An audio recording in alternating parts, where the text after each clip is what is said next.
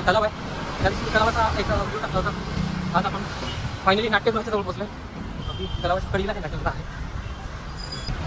छोटे इथे थोडी माणसाची गर्दी नाही. मुंबईवरच माणसाची गर्दी कमवणार आहे.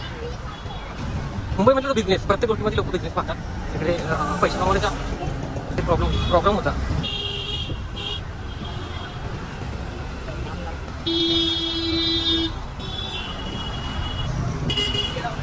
फायनली आपण पोहोचलोय गडकरी नाट्यगृहामध्ये.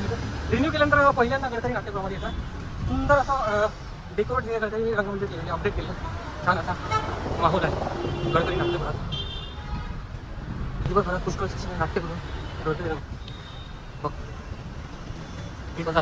हे आहे ठाण्यामधलं राम गणेश गडकरी रंगयातन, म्हणजे सर्वात मोठं नाट्यगृह आहे ठाण्यामधलं हे. आणि खूप सुंदर नाट्यगृह आहे. त्यांचं रिनोव्हेशन केलेलं नंतर एवढं सुंदर ते नाट्यगृह बनलेलं आहे. बघा आतला भाग आहे, इथे सेट लागला आहे. असेल मी नसेल या नाटकाचा सेट लागलेला आहे. इथे गणपतीची पूजा मेकअप रूममध्ये करतात, तशा पद्धतीने छान मेकअप पूजा त्यांनी केलेली आहे. खरं तर मेकअप रूममध्ये पूजा म्हणजे रंगदेवतेची पूजा असते आणि म्हणून तिथे गणपतीची पूजा करतात. आणि नाटक संपल्यानंतर प्रेक्षक तिथेच येतात आणि त्या ॲक्टर लोकांना रिव्ह्यू देतात की त्यांना नाटक कसं वाटलं. अशा पद्धतीचं आपण नाटक संपल्यानंतर बाहेर पडलो आणि दिवाळीची जगमगाट बघत बघत आपण घरी गेलो.